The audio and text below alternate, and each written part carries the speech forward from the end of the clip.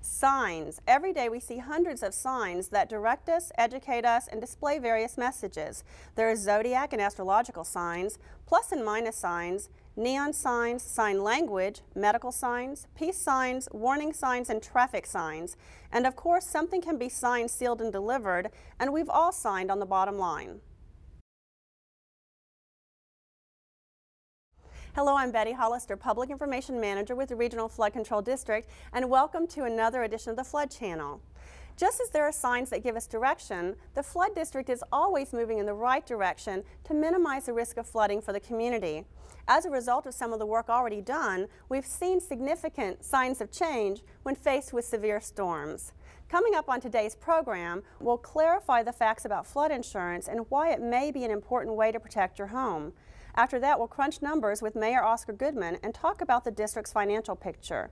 Then we'll go on a tour with our Citizens Advisory Committee to see some flood control projects. And then we'll wrap things up by introducing you to the newest members of our Board of Directors.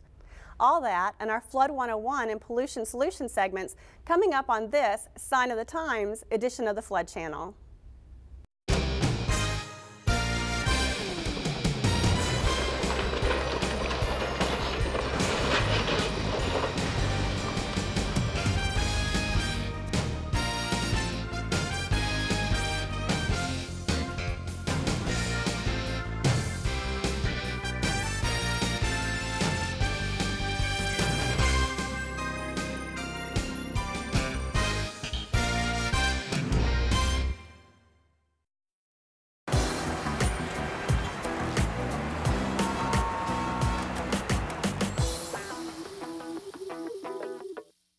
Welcome back to the Flood Channel from the Clark County Commission Chambers, where our district's Board of Directors meets every month.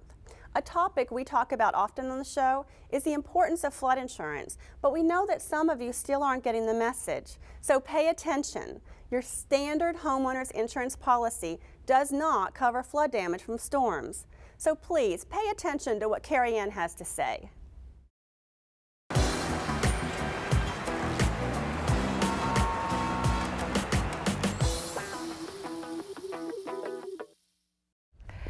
Did you know that flooding is America's most common natural disaster? Over a 30-year mortgage, you are 27 times more likely to experience a flood than a fire. If your home is damaged by floodwater, you could be out tens of thousands of dollars. But there's a way to protect yourself, and it's with a simple flood insurance policy. It's important to have a flood insurance policy because, you know, as a homeowner, you expect to take care of the small losses on your home. You know, if the wind tweaks your storm door or something, you know, you go out there and you fix it or you replace it. But when something major happens, whether it be a fire at your house or a flood, you can't be expected to be able to absorb that yourself.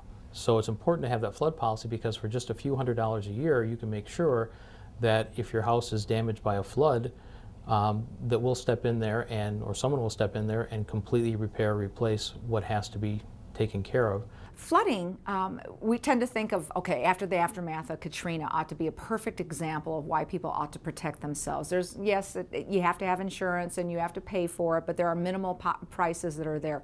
And when you look at your single largest investment that one makes in their life, it's their home. You need to do whatever you can to protect that investment. It doesn't matter whether you're in a flood zone or not. You ought to get flood insurance, and we have a product that makes it easy for people to do that. It's called a preferred risk policy. It starts at $111. And it covers both building and contents. And the bottom line problem here is that people don't perceive the risk. They don't think it's going to happen to them, and we have to make sure that, and this is why it's an ongoing problem, we're trying to find ways and creative ways to make people understand that you are vulnerable to flooding. I don't care whether you're in a flood zone or not. Well, the flood zone is the limits of the area that would be flooded in a very extreme storm. We call it a 100-year storm. We found that to be confusing. We now call it a 1% chance flood. It only has 1% chance of happening in any given year. Flood insurance covers, depending on how the policy is set up, it'll cover everything from repairing the building after a flood to cleaning up the debris. And sometimes that can be one of the worst things, just scraping out the mud and hauling all the damaged stuff away, to replacing your personal property.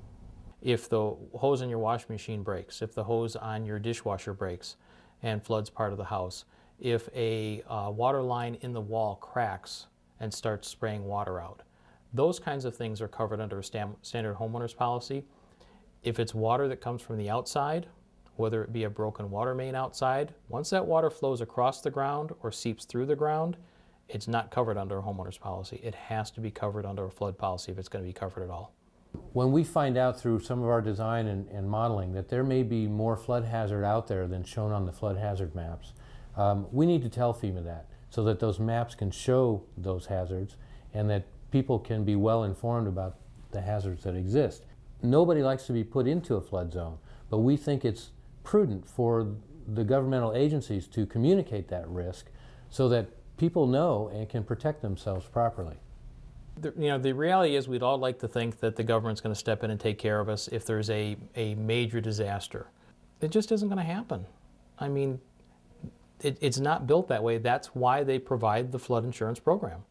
So that if you are concerned about a flood or if you're in a flood-prone zone, you have the ability to protect yourself for only a few $100s a year. After a major disaster, you hear these gazillions of dollars are being going into these communities. Well, most of that's infrastructure. That's not for individual homes. That's for roads and churches and highways and schools and all that. That's not for the individual home. And so people hear that and they think, oh, I don't need this. I mean, they're going to come in here and they're going to roll the trailers and they're going to roll the dollars out and they're going to put me back in place. No, they won't. They won't.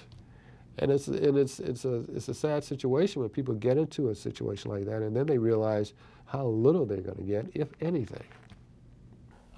By the time they get to you and offer you money, how long have you been without your home? And can you afford to live without your home that long? And can you afford to let your home sit and not be repaired because you've got water damage, you've got mud in there maybe, you've got mold starting to grow. You may end up going from what could be a cleanup and repair job to maybe having to tear the house down completely because you've waited for the federal government to step in and try and help out. And again, even if they do, it's probably going to be very limited resources, nowhere near what it's going to cost to repair or replace your home, and it's going to be a loan. You're going to have to pay it back. Well, shouldn't the homeowner be more responsible? Absolutely. Should the agent be more responsible? Absolutely. Should the developers be more responsible? Absolutely. I mean, it's not just one. Everybody's in the game. Now keep in mind, after you purchase flood insurance, it takes 30 days for the policy to take effect. But if you're not in a high-risk flood zone, you can purchase flood insurance for less than $1 a day. Much easier to swallow than a $50,000 loan to pay for damages. Betty? Thanks, Carrie Ann. Coming up after the break, we'll catch up with the world's happiest mayor. Hi, hon. How was your day? I was good. Nothing special. How about you? Good. Productive. Good. Oh, I bought us flood insurance today. You did what? What do you think we're made of money? I mean, what the heck? Should I just go out and buy a boat and maybe an SUV to pull it around? Oh, okay. In Clark County, floods can strike at any time, and not just in flood zones. Flooding can cost thousands of dollars in damage, destroying your home and its contents. Do you have flood insurance? Hi, I'm County Commissioner Larry Brown, and you're watching the Flood Channel.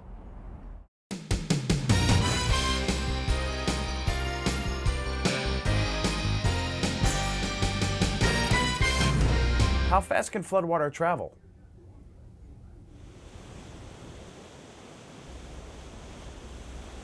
We know that floodwater can travel as fast as 30 miles an hour, but at speeds far less than that, it can easily float a car off the road. As we enter flash flood season, remember, never attempt to drive through flooded areas.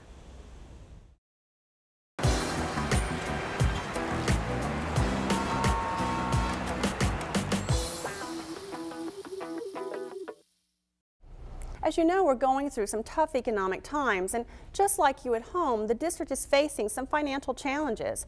Mayor Oscar Goodman, who serves on the district's board of directors, talks about the financial road ahead. Well, when I first was elected to office and I appointed myself to the flood control district, I had a conversation with Gail Frazier, who's the director, and I said to him, you know, every time we do a flood project, it succeeds. And there aren't any deaths during floods, or there's not any property damage during flood. There's no interruption of lifestyle during the flood in those project areas. I said, how come we haven't done more projects? because we could rectify the problem of floods and actually put ourselves out of business because of being a prudent agency. And he made a very simple response to me. He says, if we had the money, we could do it. It's very simple. The comparison is easy to make, because if you're having a family and you want to buy milk and bread and gasoline for your car and pay the mortgage, you have to have the money to do it.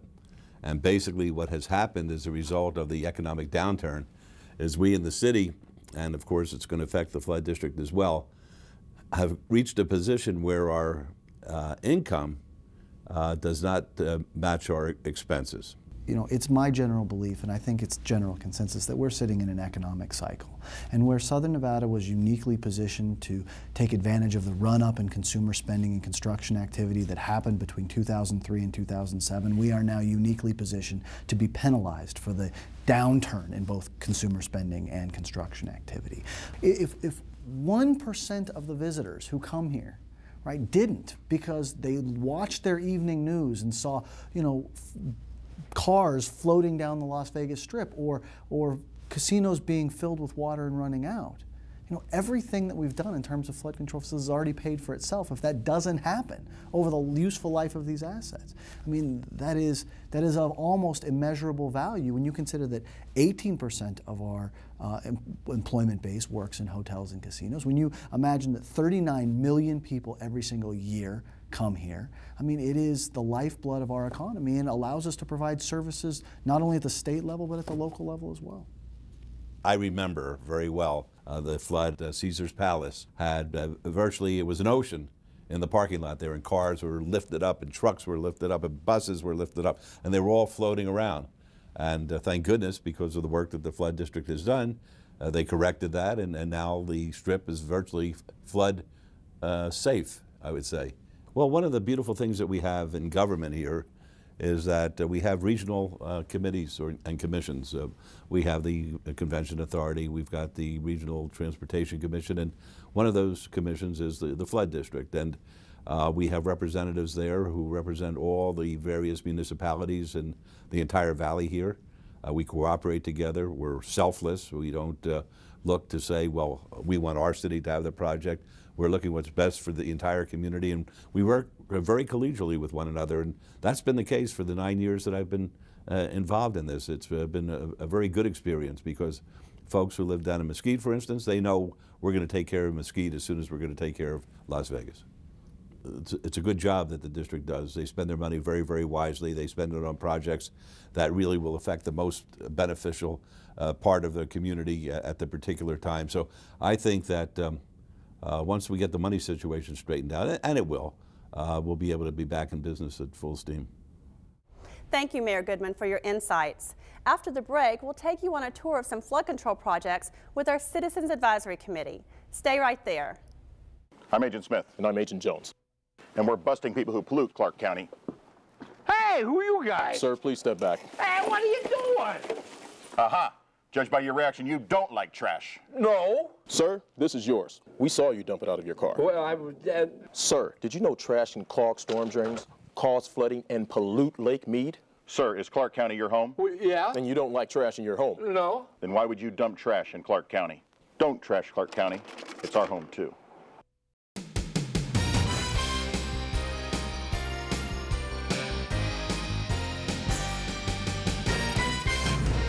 What steps are taken to keep construction debris from clogging up storm drains? If you live in a developing community, or if you're just driving around the Las Vegas Valley and you see a construction site with sandbags in the gutter, or hay bales placed around, or even black plastic fencing all the way around a development, these are what we call best management practices, and they're intended to keep pollutants from leaving a construction site and impairing the environment. If you see these kinds of best management practices, or BMPs, they should be there. If you happen to see that they're not working, please give us a call and we'll try to remedy that situation. Hi, I'm Jenna. Hi, I'm Hunter. Hi, I'm Cole. And you're watching the Flood Channel.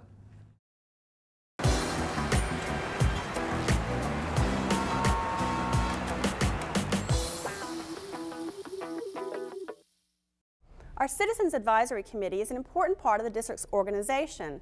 This year, the group toured the southern part of the valley to learn about environmental issues and flood control progress. Our first stop was Las Vegas Wash in the Lake Mead National Recreation Area.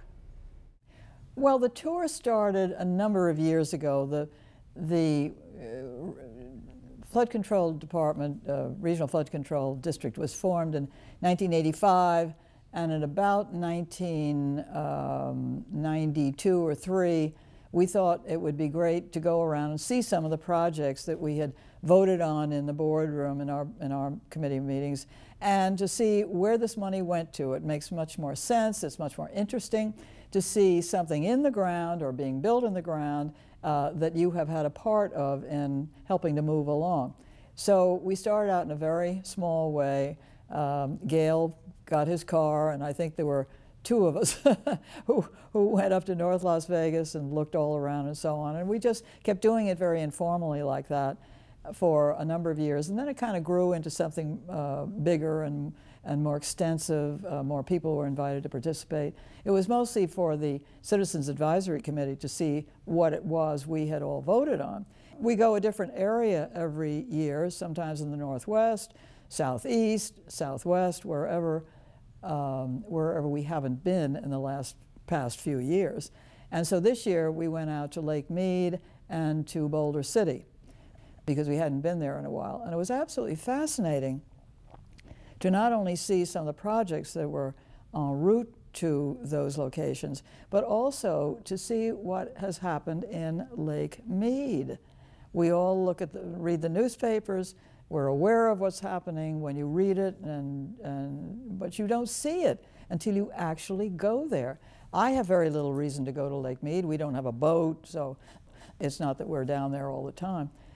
But it was a horrendous eye-opening to see where the water level had been and where it is now. Sounds mundane, but many of us had not been there to see that change. And I think we were all overwhelmed with the changes that nature has brought.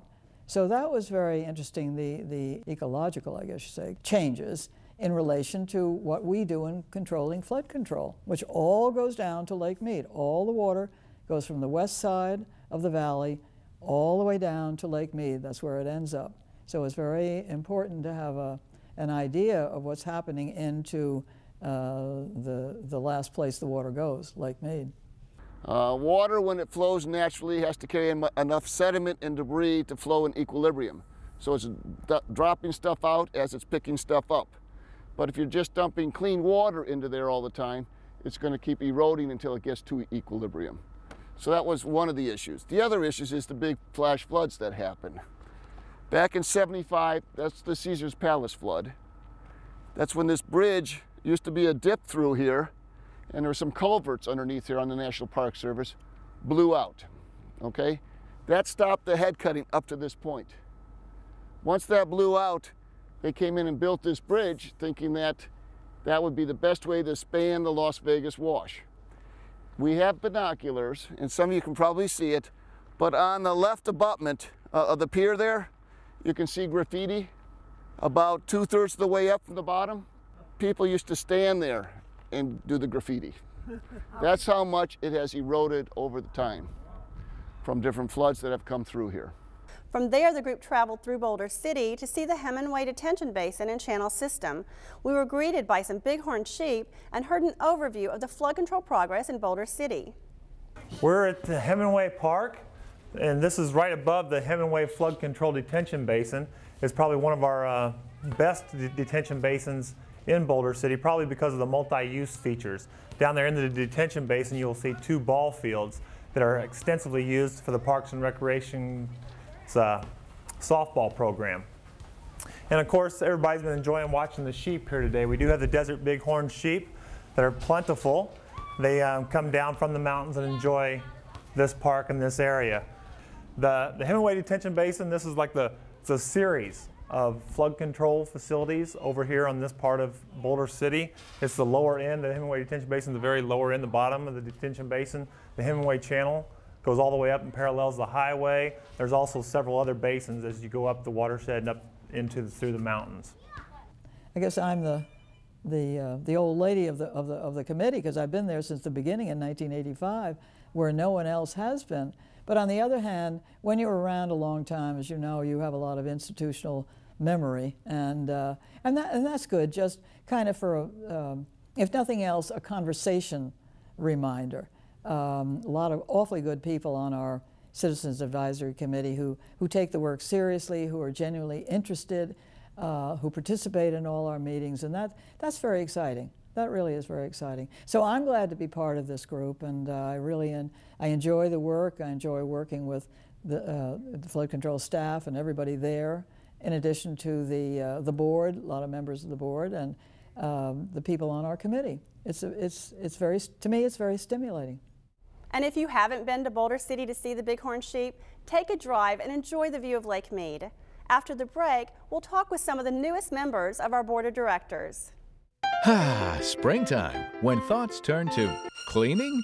Hey, it's great you want to clean out your garage. Just be careful where you dispose of things like old paint, batteries, pesticides, weed killer, and other potentially dangerous chemicals. Many things can be left out on recycling day. However, dangerous pollutants must go to a recycling center for proper disposal. Never dump into a storm drain. It may end up polluting Lake Mead, our primary source of drinking water. Learn more at lvstormwater.com. Brought to you by the Clark County Regional Flood Control District. Hi, I'm MJ Harvey, and I'm chairman of the Citizens Advisory Committee for the Regional Flood Control District, and you are watching the Flood Channel.